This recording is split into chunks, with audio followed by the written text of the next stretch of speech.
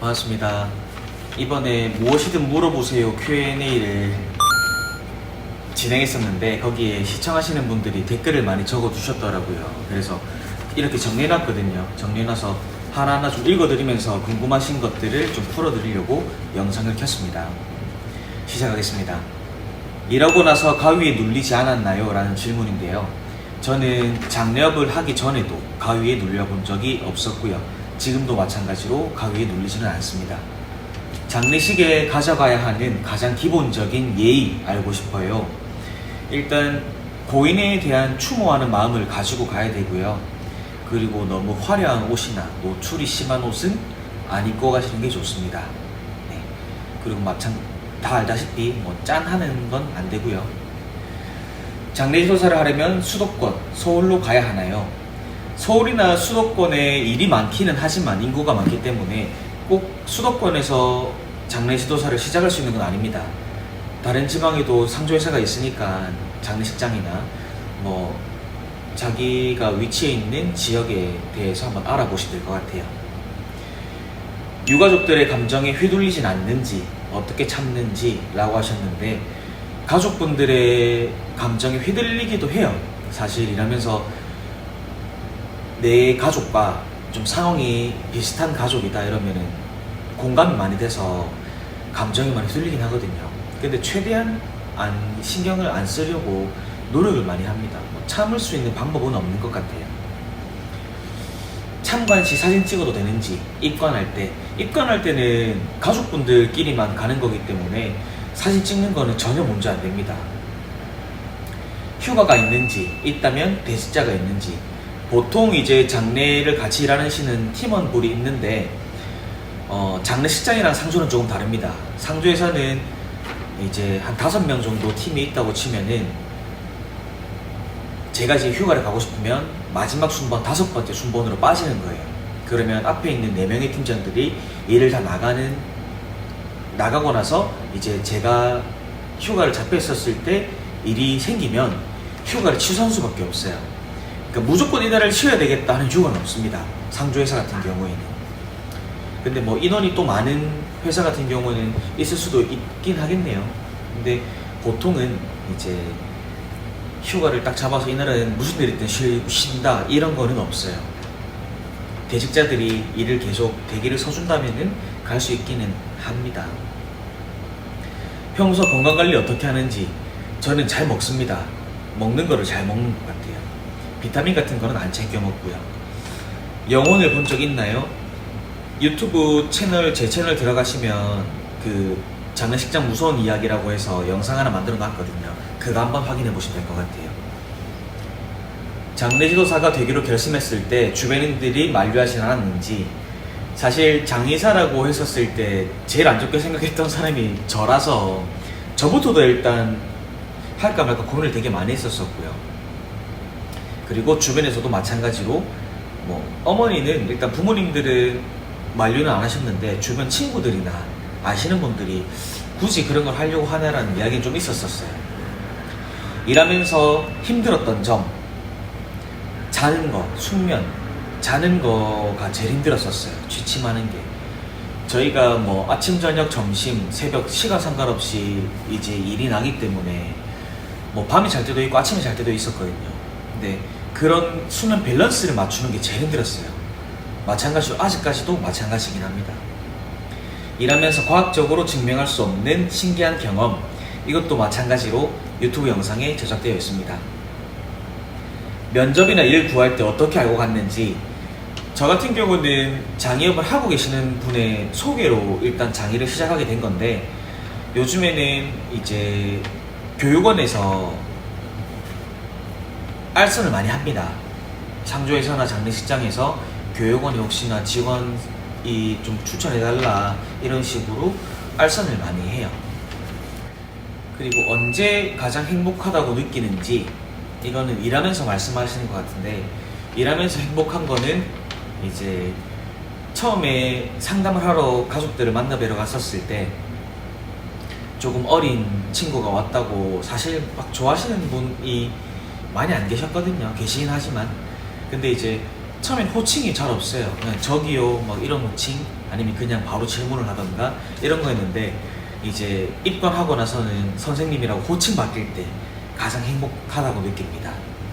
미래 배우자의 직업도 같았으면 좋겠는지, 저는 장애하시는 분을 만날 생각이 없습니다. 일단 배우자가 장의사라면 안 좋을 것 같아요. 일단 같이 시간 맞추기가 어려울 것 같아서 그거는 별로일 것 같습니다. 다른 일보다 장래에 대한 일들을 가장 먼저 접했는지, 아닙니다. 저는 고등학교 때부터 쉬는 날이랑 방학 때 공업사를 다녔고요. 샤시를 하면서 노가다죠. 군대 갔다 와서도 계속 샤시를 했었어요. 그러면서 뭐 다른 아르바이트도 많이 하고, 장의는 20대 중반 넘어가면서부터 시작했습니다. 평소 보는 애 성향과 성격이랑 비슷한지, 영상을 보면 진실되고 진중함, 믿음, 든든하다고 생각함. 대하는 사람마다 좀 틀리지 않을까요? 예를 들어서 뭐 저희 가족들이나 있으면 제가 막내라서 애교도 많이 부리고 그런 성향도 좀 있고요. 친구들 만나면 장난도 많이 칩니다. 근데 일하면서는 그런 걸 좀 빼죠. 진짜 진실되고 든든하게 일을 하려고 노력을 많이 해요. 성격이랑 성향은 영상이랑 그대로입니다. 거의 뭐 똑같다고 보시면 됩니다. 연애를 한다면 동갑, 연하, 연상 선호하는 게 어떤 것인지, 사실 그 연애를 한다고 봤었을 때 나이는 굳이 상관없는 것 같아요. 가치관이 맞다면 나이는 중요하지 않은 것 같습니다. 몇 시에 자는지, 이거는 일에 따라 좀 달라요. 일이 뭐 발인이 좀 늦거나 빠르거나 그런 거에 따라서 좀 달라지고요. 보통 잘 때는 새벽 1시 정도에 잡니다. 형이랑 나이 차는 2살 차이 납니다. 형은 91년생이고요. 저는 93년생입니다. 본인과 함께 근무하는 분들은 기존에 알고 있던 분들과 팀을 꾸린 건지, 장의를 하면서 알게 된 분들도 있고요. 그리고 제가 이 일을 시작하면서 어릴 때부터 알고 지내던 친구들을 많이 데리고 왔어요. 장례를 같이 해보자라는 이런 이야기를 하면서 같이 데리고 왔어요. 그래서 어릴 때부터 알던 친구들도 있고, 일을 하면서 알게 된 이제 분들도 있고, 그렇게 좀 섞여 있는 것 같습니다. 유튜브 채널에 한 분 한 분 소개를 할 거거든요. 시간이 좀씩 흐르면 한 분 소개를 할 거라서 그거 참고해 주시면 될 것 같아요. 새로운 인력이 필요할 때가 있는지, 일이 많아지면 사람은 무조건 필요하죠. 교육관이나 대학을 나와야 자격증을 취득할 수 있다고 봤는데, 대학은 필수인지, 필수는 아닙니다. 일을 시작하기 위해서는 자격증이 있으면 되기 때문에 굳이 대학을 나오지 않으셔도 교육원에서 대학 자격증만 취득하시면 일은 할 수 있습니다. 교육원에서 자격증을 얻는 대로 바로 취업 어려운지, 이거는 사람 성향에 조금 틀린 것 같아요. 예를 들어 뭐 면접에서도 떨어질 수도 있고요. 가치관이 조금 틀리다면, 우리 일이 사람을 대하는 거고 사람들끼리 일을 하는 일이라서 뭐 면접 볼 때 조금 그런 걸 많이 보는 것 같기는 합니다. 그래서 취업은 어렵지는 않아요. 어렵지는 않은데 일단 버티는 게 중요하죠. 일단 수면 밸런스 그런 게 깨지고, 이제 당직 근무도 쓸 때도 있고요. 그래서 일을 버틸 수 있는 게 좀 어려운 것 같아요. 고인을 모시는 것도 마찬가지고요. 고인을 모시는 마음가짐 관하여, 사실 이 부분이 제일 중요한 질문인 것 같기는 한데, 일을 시작했던 계기도 마찬가지로 제가 부모님을 모시고 싶어서 일을 시작한 거였었거든요. 그래서 형도 같이 일을 시작하게 된 거고, 근데 일을 하면서 느낀 게 저는 못할 것 같아요. 저는 저희 부모님은 제 손으로는 모실 수 없을 것 같다고 일하면서 생각이 많이 바뀌었거든요.